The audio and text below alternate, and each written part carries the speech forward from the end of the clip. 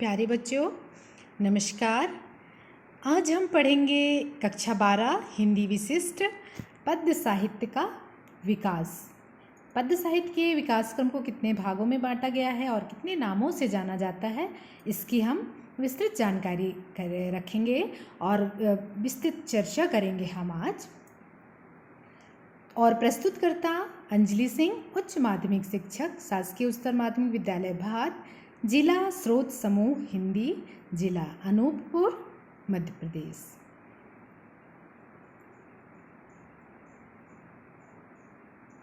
हिंदी साहित्य का इतिहास। ये जो फोटो है वो आचार्य रामचंद्र शुक्ल के अनुसार है। तो आचार्य रामचंद्र शुक्ल जी की फ़ोटो है, इसलिए उन्हीं के अनुसार आज हम पढ़ते हैं हिंदी साहित्य के इतिहास को कितने भागों में बांटा गया है। आचार्य रामचंद्र शुक्ल के अनुसार हिंदी साहित्य के इतिहास को 4 कालों में विभाजित किया गया है। वो 4 काल कौन कौन से हैं? आदिकाल, भक्तिकाल, रीतिकाल और आधुनिक काल। इन नामों से आप लोग बखूबी परिचित हैं। तो आदिकाल, भक्तिकाल, रीतिकाल और आधुनिक काल, है ना। सबसे पहला जो काल है आदिकाल, जिसको वीरगाथा काल भी कहते हैं। क्या कहते हैं? आदिकाल, वीरगाथा काल। बच्चों, इस काल को और विस्तृत नाम हम जान लें कि आदिकाल, वीरगाथा काल, राशो काल, चारण काल, डिंगल काल, इतने नामों से हम जानते हैं। इसका जो सन है, कब से कब तक चला ये वाला काल? सन 933 से सन 1318, है ना सन। और संवत में क्या है? 1050 से 1375। फिर दूसरा हमारा काल आता है पूर्व मध्य काल, या उसी को भक्ति काल भी कहते हैं। पूर्व मध्य काल या भक्ति काल, या उसी को स्वर्ण काल या स्वर्ण युग कहते हैं। सन 1318 से सन 1643 ईस्वी, संवत 1375 से 1700 तक। फिर हमारा तीसरा आता है उत्तर मध्यकाल, रीतिकाल। उत्तर मध्यकाल को ही रीतिकाल कहते हैं, कला काल कहते हैं और श्रृंगार काल भी कहते हैं। इसका सन क्या है? सन 1643 से सन 1843 ईस्वी तक, और संवत क्या है? 1700 से 1900 ईस्वी तक, है ना। इसके बाद है आधुनिक काल। तो आधुनिक काल का सन क्या है? आधुनिक काल या उसी को क्या कहते हैं? वर्तमान काल, है ना। सन 1843 से अब तक, संवत 1900 से अब तक। अब हम आधुनिक काल के बारे में विस्तार से चर्चा करेंगे, ठीक है। आधुनिक काल को 6 भागों में बांटा गया है। आधुनिक काल के विकास क्रम को कौन कौन से हैं वो काल? भारतेंदु युग, द्विवेदी युग, छायावादी युग, प्रगतिवादी युग, प्रयोगवादी युग और नई कविता, ठीक है। आधुनिक काल का समय सन 1843 ईस्वी से, जिसको संवत में 1900 ईस्वी से अब तक माना जाता है। इस काल में हिंदी साहित्य का बहुमुखी विकास हुआ। आधुनिक काल का सन संवत 1900 से माना जाता है और फिर सन 1843 से माना जाता है ना। इस काल में हिंदी साहित्य का बहुमुखी विकास हुआ। इस काल में अंग्रेजी के शासन के विरुद्ध जन जागरण, समाज सुधार, नारी जागृति, हरिजनोद्धार, भाषा परिमार्जन आदि पर विशेष ध्यान केंद्रित रहा। आधुनिक चेतना से युक्त होने के कारण इस काल को आधुनिक काल नाम दिया गया है। इस काल को भारतेंदु युग, इस काल को क्या कहते हैं? जो आधुनिक काल है उसके कविताओं को 6 भागों में बांटा गया है, जिसको हम पहले भी बताए हैं। तो कौन कौन से हैं वो? भारतेंदु युग, द्विवेदी युग, छायावादी युग, प्रगतिवादी युग, प्रयोगवादी युग और नई कविता। रहस्यवाद को यहाँ पर लाया गया है, लेकिन रहस्यवाद को लाना यहाँ पे इसलिए भी नहीं कहा जा सकता क्योंकि रहस्यवाद भक्ति काल में भी था। क्यों? क्योंकि रहस्यवादी रचना कबीर के दोहों में भी उनकी रचना भी मिलती है कि कबीर कूता राम का मोतिया मेरा नाऊं, गले राम की जेबड़ी जित खींचे तित जाऊं। अलौकिक सत्ता के प्रति प्रेम। उन्होंने कहा है कि लाली मेरे लाल की जित देखूं तित लाल, लाली देखन मैं गई और मैं भी हो गई लाल। किसके लिए? उस अज्ञात सत्ता के लिए। तो रहस्यवाद का मतलब होता है कोई राज, कोई रहस्य जो कौन जान सकता है? सिर्फ उस अलौकिक के बारे में। और किसके बारे में लिखा है?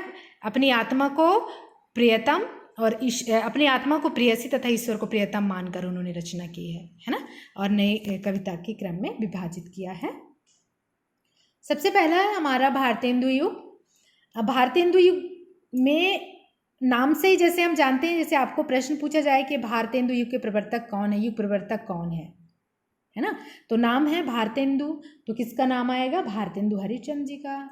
तो इसको हम जाने भी। भारतेंदु युग का समय सन 1843 से सन 1900 ईस्वी तक माना गया है।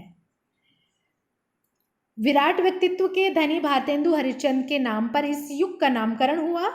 इस काल के काव्य में जन चेतना, राष्ट्रीयता, समाज सुधार का स्वर मुखरित हुआ है। भारतेंदु हरिश्चंद्र बद्री नारायण चौधरी प्रेमघन, बच्चों बद्री नारायण चौधरी का एक उपनाम भी है जिनका क्या है वो प्रेमघन, और प्रताप नारायण मिश्र आदि इस काल के प्रमुख कवि हैं। भारतेंदु के साथ साथ बद्री नारायण चौधरी, प्रताप नारायण मिश्र आदि इस काल के प्रमुख कवि हैं। प्रमुख विशेषता क्या है आधुनिक काल की? सबसे पहली क्या है? देश प्रेम की भावना, है ना। अंग्रेज राज सुख साज सजय सब भारी, परधन विदेश चली जाती है अति ख्वारी। जनजीवन का चित्रण, प्राचीन एवं नवीन का समन्वय, प्रेम सौंदर्य और प्रकृति का अंकन, पद रचना में ब्रज भाषा एवं गद्य रचना में खड़ी बोली का प्रयोग, कवित्त, शवैया, रोला, छप्पय छंदों का प्रयोग हुआ है। अनुप्रास, रूपक, उपमा आदि अलंकारों का भी प्रयोग हुआ है। फिर अगला हमारा आता है द्विवेदी युग। तो बच्चों द्विवेदी युग किन लेखक या कवि के नाम से पढ़ा? तो हम सोचें द्विवेदी दो लोग आते हैं, एक हजारी प्रसाद द्विवेदी और एक महावीर प्रसाद द्विवेदी। तो हम अधिकांश ये गलती कर बैठते हैं कि हम हजारी प्रसाद द्विवेदी में टिक लगा देते हैं ना। तो हजारी प्रसाद द्विवेदी ना होकर कौन है? महावीर प्रसाद द्विवेदी के नाम से ये युग पड़ा है। द्विवेदी युग की समयावधि सन 1900 से, जहाँ पे पहला युग समाप्त होता है जिस सन में, उसी युग से दूसरा युग का प्रारंभ होता है। द्विवेदी युग की समयावधि सन 1900 से 1920 तक मानी गई है।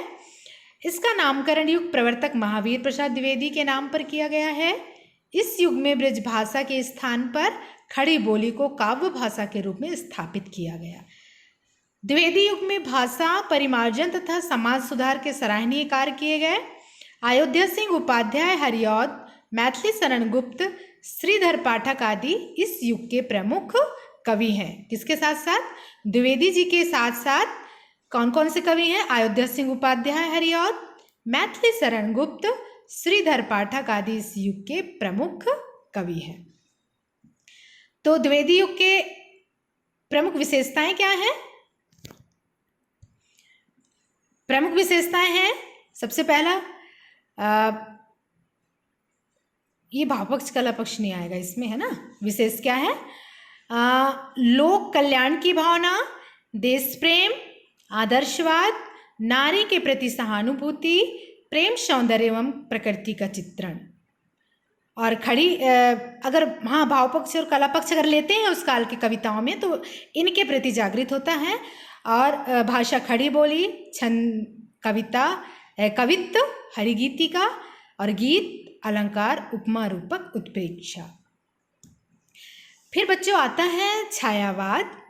छायावाद के 4 आधार स्तंभ हैं, है ना। उड़ गया अचानक लो भूधर, फड़का अपार वारिधि के पर, रवशेष रह गए हैं निर्झर, है टूट पड़ा भू पर अंबर। ये पंक्तियां किनकी हैं? छायावाद के महान कवि सुमित्रानंदन पंत जी के। तो छायावाद के 4 आधार स्तंभ हैं।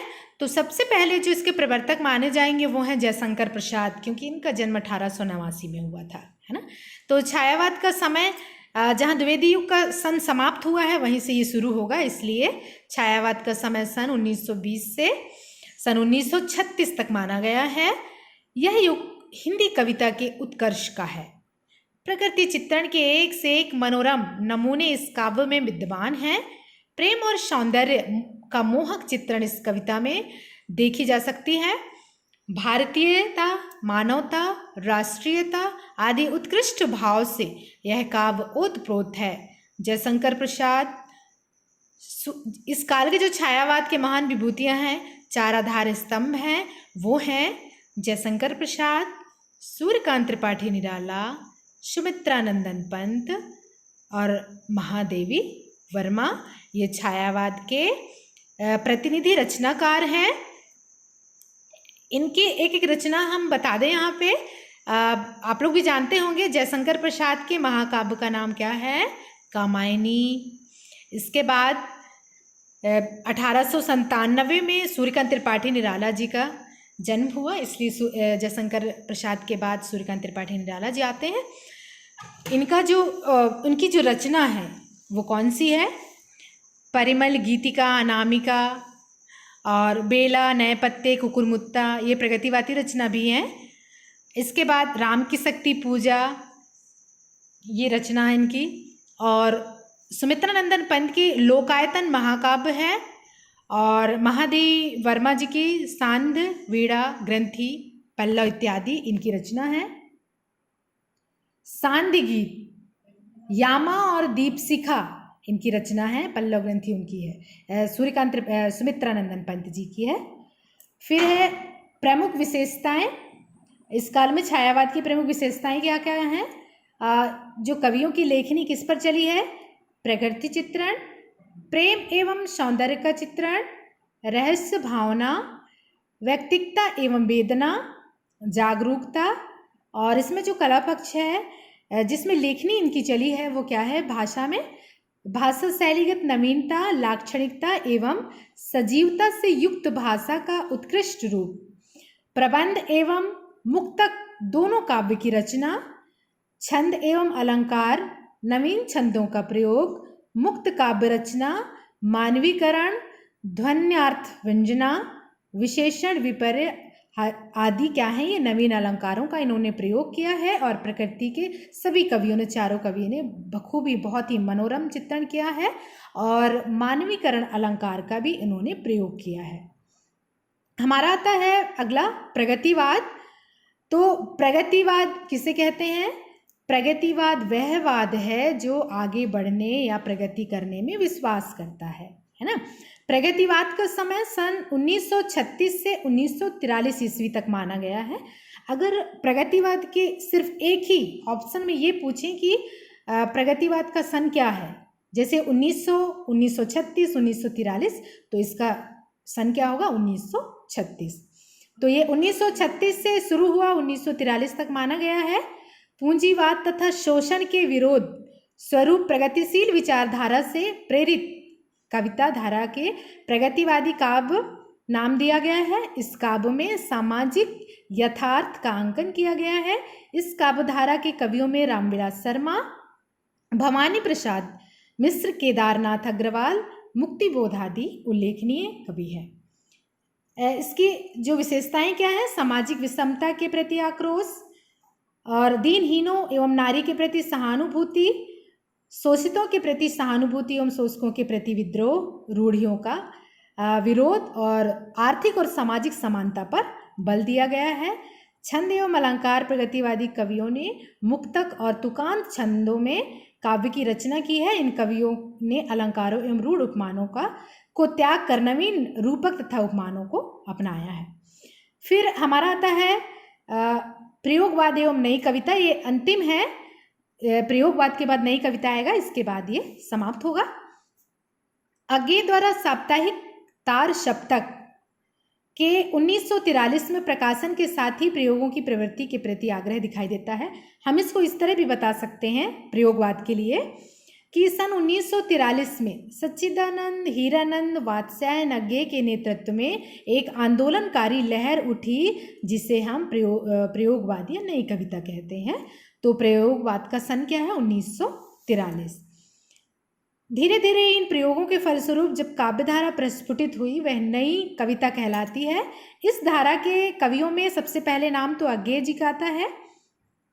गिरजा कुमार माथुर, धर्मवीर भारती, जगदीश गुप्त, भारत भूषण आदि के नाम उल्लेखनीय है। इस काल की जो विशेषता है क्या है, इस कविता में नवीन जीवन मूल्यों, आदर्शों तथा मान्यताओं को नए ढंग से अभिव्यक्ति दी गई है। प्रयोगवादी कविता में अति वैयक्तिकता, अति बौद्धिकता, अति यथार्थवाद रूप स्पष्ट रूप में दिखाई देता है। ये कवि प्राचीन को स्वीकार करने को तैयार नहीं है। इनका विद्रोह स्वर पर्याप्त कटु एवं व्यंग्यात्मकता है। इस काव्य में निराशाओं, कुंठाओं, भटकाओं तथा यौन भावनाओं की स्पष्ट अभिव्यक्ति हुई है।